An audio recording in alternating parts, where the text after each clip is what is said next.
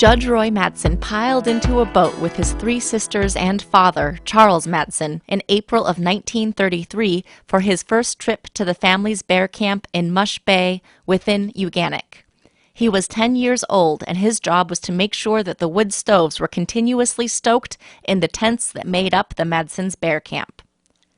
In the following story, Judge Roy recalls his father's attempt at capturing a live adult bear in Uganik. Kodiak was really just a village in those days, and in the winter times,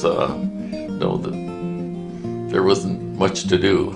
The big meeting place was the barber shop downtown. My father and other local men would gather there to talk. And during one of those occasions, they got to talk, debating whether or not a mature bear could be trapped alive. And of course, the consensus was that would be impossible. It couldn't happen. But my dad said, oh sure, it could happen. It could be done. My dad decided he'd build his own trap.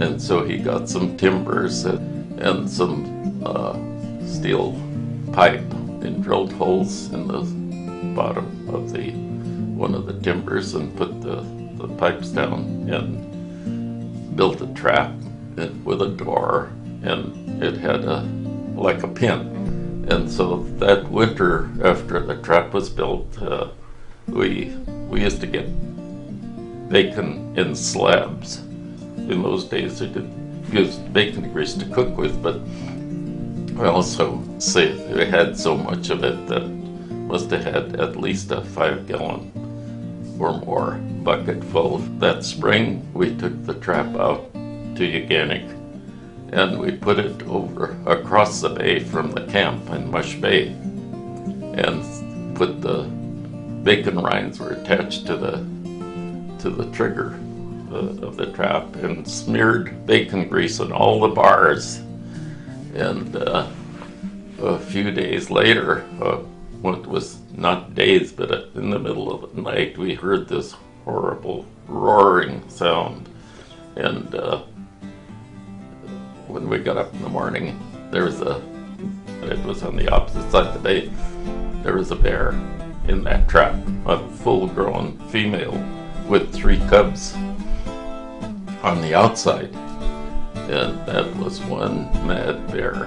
And so we went over there and got up on top of the trap with our guns ready, then lifted up the door.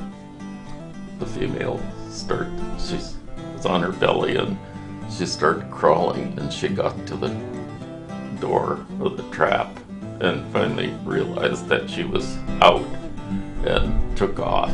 And there's a steep mountain went up there, and she took off going up that mountain, and the cubs right behind her, and we took pictures, and he was out of sight in 10 minutes over that mountain, gone. And so my father's point was proven, and we had pictures to show it. Imagine the happy uproar in the barber shop when Charles Madsen returned to Kodiak at the end of the guiding season with those photos.